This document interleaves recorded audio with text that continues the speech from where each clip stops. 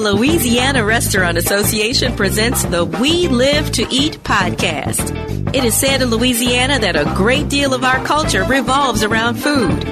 The We Live to Eat podcast will explore Louisiana's restaurant industry one episode at a time. Laissez les bon temps rouler.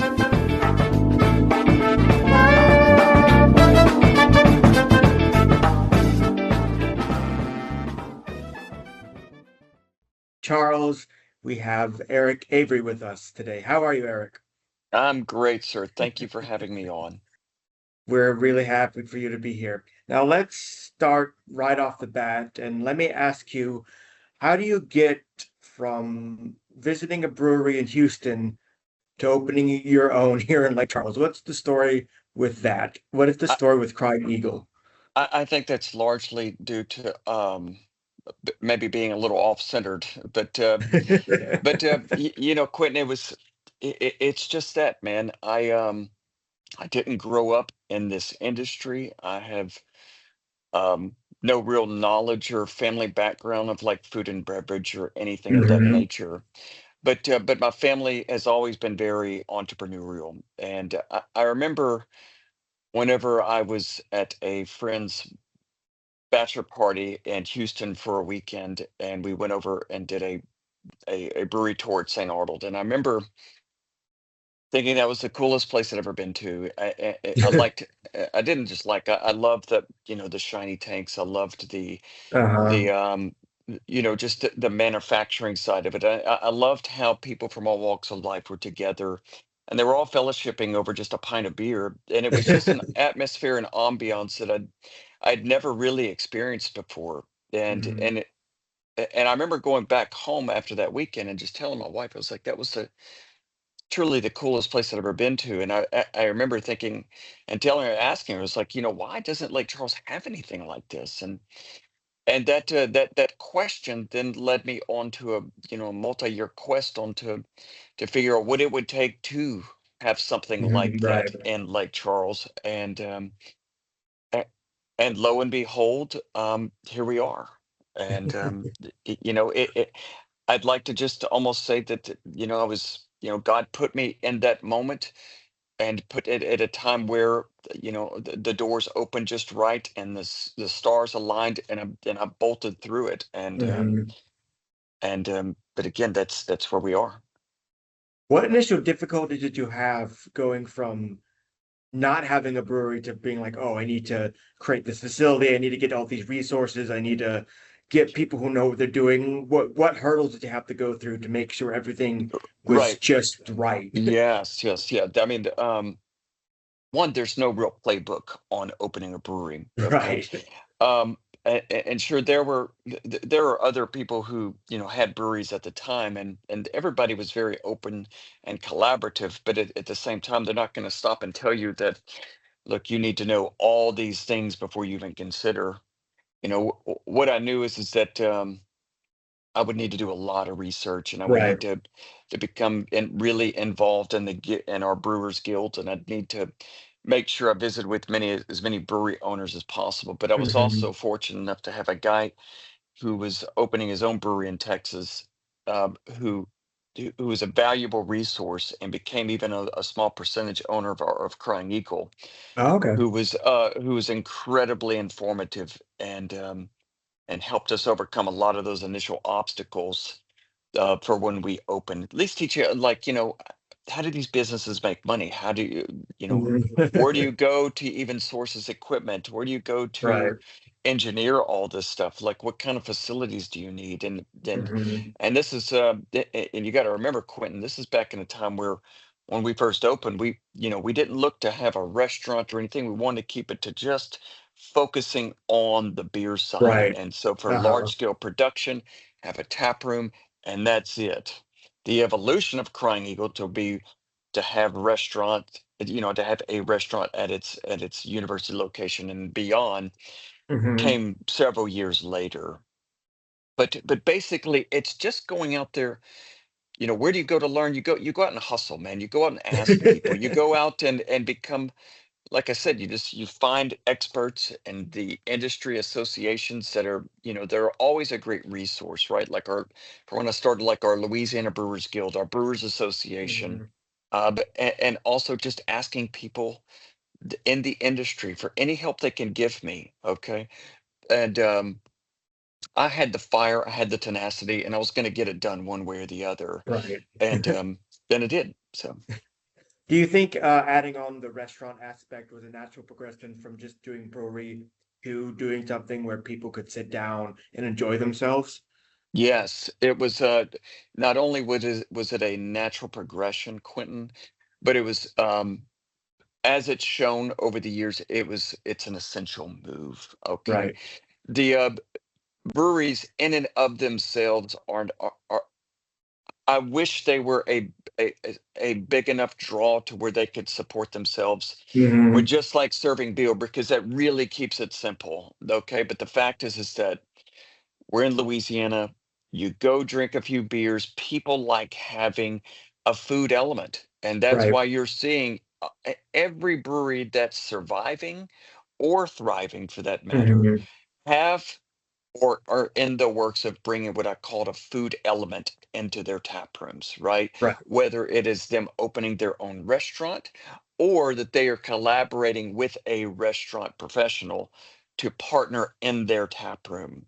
Hmm. I saw it early on. I jumped at the chance when we were able to have a restaurant in our tap room by law. I was immediately under construction building what I would call phase one of our Uh-huh. restaurant here at Crying Eagle. Now, before you had started doing your brewery, what industry were you in before? Um, so in college, I was going to school to be a surgeon. Okay, and realized Okay. that after I finished college and even grad school at LSU, realized that it just wasn't. I just didn't want to spend my career doing that, and Right. um, and so I came back home to Lake Charles. My family and I partnered together, and we started in the self storage industry. Okay, Okay. you see them in every corner of the universe now. Okay, but back in what 1999, okay, they weren't all over. I would say Mhm. that we were some of the first people to build climate control mini storages in the Right. state of Louisiana, and then from there it evolved into records and information management. So we like handled business documents for businesses, doctors, Hmm. lawyers, casinos, the industry here in Lake Charles. Um, every business has to keep records by law, Right. and back then you had to keep so many hard copy documents as you even still do today, but more so Hmm. back then. We had a fleet of shred trucks. We did digital imaging. And we also did data vaulting. Okay, so back in Okay. back in those days, you had to before cloud computing, you had offsite tape rotations, and so we were in Hmm. self storage, records information management, all forms of real estate development. Right. Do you think that experience with those self-storage companies and the other business having to deal with all these documents Yeah. and this business legality of it, did you think that gave you a big leg over to be able to open Crying Eagle? Well, yes. But first and foremost is opening a brewery and then a restaurant is a supremely capital intensive venture. Okay. Right. And so, having the success I did in real estate, I was able to overcome those initial hurdles of like finding the capital. Okay. We were Hmm. capitalized going in. We had good relationship with our banks, with our CPAs. We had good relationships Right. with lawyers, and so that part was mitigated. Okay. In addition to that, it also gave me, having the business background I did, um, I was very confident that Hmm. going into the business that that we could make it, as long as it because business and whatever business you're in, okay, you sell a Right. widget, right? You're selling something. Okay, Hmm. whether if it's self-storage, you're selling units for people to rent and store their stuff. If you're selling matchbooks. You're Right. selling matchbooks to people. If you're selling Uh, a hamburger and French fries and a pint, you're selling something. You have a cost mhm. associated with that, and you have bills after that, and whatever's left over goes to pay your bank, yourself, and whatever else, and maybe a profit. Okay. Right. Once you overcome those kinds of things, which again, a lot of those things people think are just very intuitive. Mhm. However, they're not. Okay. And I think having the background I did, um, again, put me at, I had, I guess, somewhat of an advantage going into it. One of the main things you mention in your website is bringing culture and community together, which involves the live venues. What was it that really inspired you to have these live performances and bands at your brewery? Was that another progression, or was it something you thought would help kind of with the ambience of what It a was, brewery is? yes, it would, yes, exactly. It was always a part of what we wanted to get into. Okay. I mean, Okay. because you remember back whenever, that from that very first brewery that I'd visited, St. Arnold, to the Hmm. hundreds and hundreds and hundreds after that, they all had this one common denominator in how they were so symbolic of their local communities, and they were community hubs for people, not Hmm. only of the locals, but people from all over. Breweries are just really fascinating places to tour. And what I often Right. tell people is that you want to learn about the community you're visiting, go to the local brewery because they are so symbolic of those areas, from usually their brewery names, their beer names. Even like us here, a lot of the decor that we've designed this place, and the artwork we have on the walls, the beer names, Hmm. even the ingredients we use in our food and beverages often are a part of the local community, and they are sourced locally.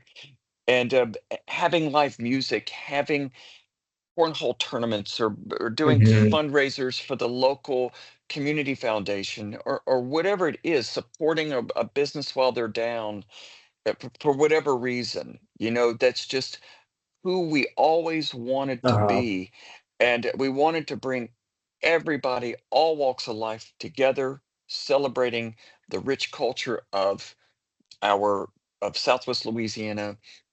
I don't care who you are, what you do, how much you make, what color you are, or who you love.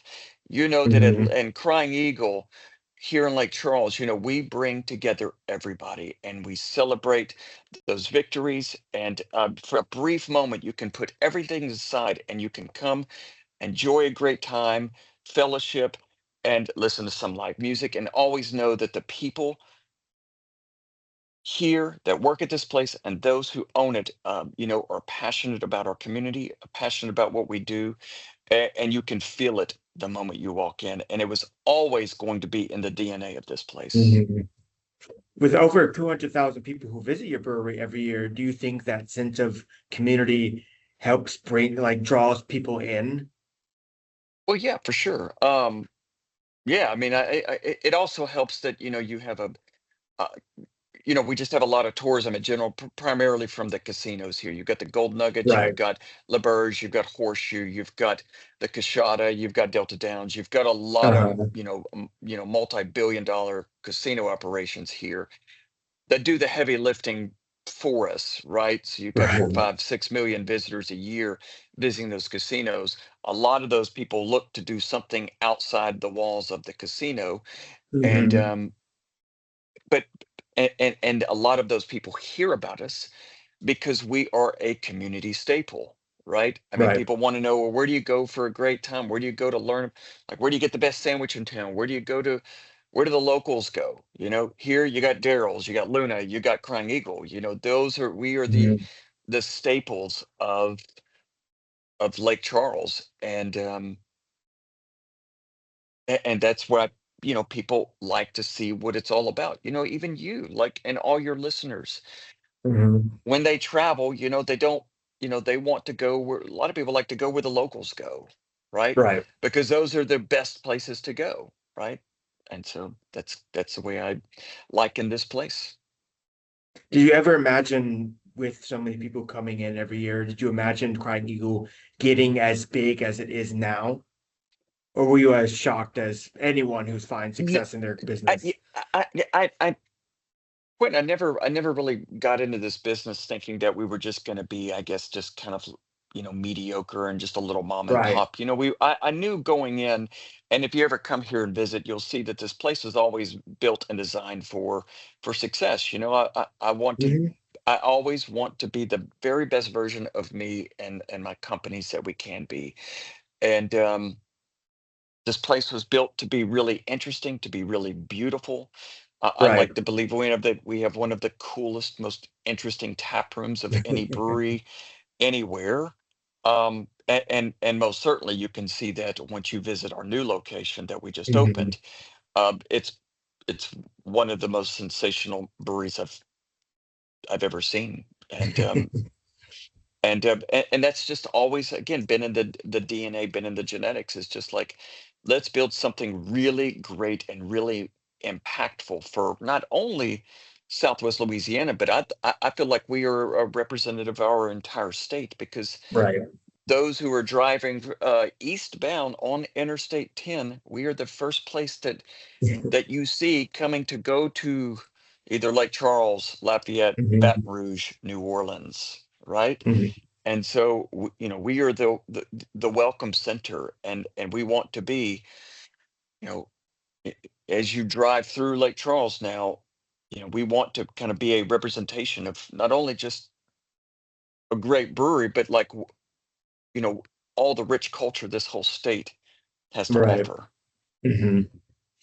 Well, before we talk about any bit more, we're going to take a quick break and hear a quick word from our sponsors. DirecTV for Business National Accounts provides your customers the ultimate entertainment experience and the very best content. And becoming a national accounts client gives you the ultimate partner in curating that experience to your business's unique needs and brand standards across all locations nationwide. From exclusive live sports to real-time news and weather, premium content and consistent performance are just the beginning. With the largest support footprint in the industry, DirecTV for Business National Accounts provides a consultative experience like no other. Clients enjoy a relationship defined by white glove service, with dedicated account and program managers to assist you every step of the way. From custom content recommendations that will keep your customers coming back to simplified and consolidated billing solutions, DirecTV for Business National Accounts provides proactive and responsive support, partnering with you to create a best-in-class experience for you and your customers. When you become a DirecTV for Business National Accounts client, you'll experience how ultimate entertainment and the power of strategic partnership empower you to create an unparalleled customer experience. This is Lieutenant Governor Billy Nungesser. Satisfy your cravings with world-famous Louisiana seafood. All the flavors you love, prepared by our world-famous chefs, and fresh from our bountiful waters to your plate. So head over to your local favorite restaurant and be sure to ask for authentic Louisiana seafood. Brought to you by the Louisiana Restaurant Association and Louisiana Seafood Board. A perfect pair. Not just anybody can make the perfect Sazerac. And not just anybody can offer Louisiana's hospitality industry the perfect workers' comp coverage. The Louisiana Restaurant Association's SIF team knows what hospitality businesses need. We truly care about your team's safety and your success. Everybody who's anybody goes with LRA workers' comp. Ask around. In this business, word of mouth is everything. So, being in the restaurant business for as long as you have now, for almost 10 years, tell me a bit about your involvement with the LRA. How'd you get involved with the organization? Starting very early in my career, for self-storage, records and information management, real estate development, all the other little companies that I've started to. Hmm.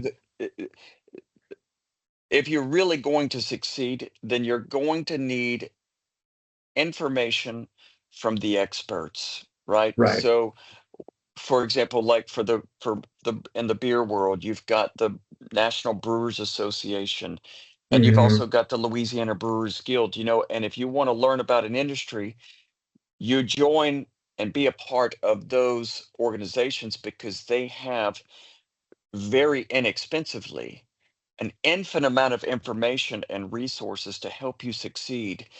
And like I'd mentioned, I'd gotten to the point where I really understood the brewing world, but Right. whenever we had the opportunity to open a restaurant, well, like I said, Quentin, I have no restaurant experience, and so the Right. first place I went to was a LRA, and Hmm. there, from every person involved that have been involved with there was just an endless amount of resources and trade shows and people Hmm. to kind of help you take those next steps because and for restaurants they're everywhere, but they are very complicated businesses, right? Right. And any misstep can be the differentiation factor between succeeding and failing. And Hmm. like I said, I don't believe in failure. It's not a part of who I am. And so to join the LRA was a no-brainer for me because of the resources that they provided to us see us succeed. Right. And what kind of things has the LRA been able to do to help you with your resources provided to help you succeed further than you have been now? If you can give some Right. examples. Yeah, for sure. Well, I guess the first and foremost, the most influential thing that we have experienced are the trade shows. Okay. Hmm. It's a concentrated 3-day event where you go there and you meet thousands of vendors, thousands of people like you that are trying to learn, trying to find and suppliers, Right. vendors, uh, finding your peers in the industry where you can bounce ideas off of. I find the trade shows have been the most important factor for us. I like reading statistical data on restaurants and trends and things like that. So, Hmm. just being involved in just with the trade shows, obviously, but just being up in touch with like the data, like in the world of beer, just Uh-huh. seeing like the resources guide and like where where where are the trends going? Hmm. What's new, what's exciting. So obviously, like statistical data is very important. They provide that. Um, Finding the trends, like currently, how is AI going to help restaurants in the future? Hmm. Those are some of the things that we need to be prepared for. Okay. Yeah. I feel like the LRA is on top of that for us and helping us, like pointing directions on, like, okay, these are people you need to meet. These are things you need to be doing. Hmm. These are how you need to be using AI in your business yesterday. Right. So, With almost 10 years at the helm of the Crying Eagle, what do you see your future? What is your future goals like? What does the future look like to you with Crying Eagle and your other, I guess, little fingers in the pies when it comes to the restaurant industry? yeah. So, like I mentioned earlier, Quentin, we have. It was 6 years ago that we were awarded the development rights of the Lake Charles Lakefront. Okay, Hmm.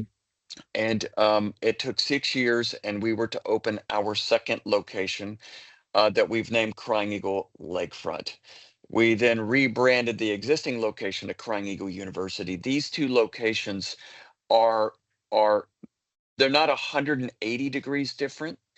But Right. they're about 179 degrees different. Okay, from the food to the beer to the cocktails. Hmm. And that lakefront location opened 10 days ago. Okay. Wow. So whenever you ask me, what does the future look like? My future right now is I liken my life and my team's life right now to like having a newborn. Okay. We're Hmm. in survival mode. It's like, okay, we just make it to the next day, the next Right. week. Okay. But if you were to ask me, okay, Eric, but if you had a crystal ball, where do you see this going? Okay. Do we anticipate having hundreds of like crying eagles all over the country? No. Hmm. That's just, I don't feel like this is like a kind of like a multi-location franchisable Right. concept. That's just not, I have no interest in that. Hmm. However, do I see us venturing off into like radically new and interesting concepts? Yes, and we're actually working on a incredible addition on the Lake Charles lakefront that I won't be disclosing any details about today. Right. But just rest assured that it's a concept and a unique opportunity that does not exist in Louisiana Oh, currently at interesting. all. But it is a tremendous complement to what we've already got, Hmm. and will be a tremendous asset to the city of Lake Charles and the Lake Charles lakefront. I'm sure Lake Charles and everyone else in Louisiana is very much looking forward to more information on that For as sure. it comes along. I think that about wraps it up for today. Thank you so much for sitting down and talking with me. I really much appreciate you taking Of the time out of course. your day. And I thank you for considering me to be on your podcast. And I'm truly flattered and hope you and your listeners can make it out to either one of our locations, preferably both, when they Hmm. are in Southwest Louisiana. Make sure everyone listening to check out Crying Eagle University in Lakefront whenever you can, and make sure to tune in next week for another wonderful episode of the We Live to Eat podcast.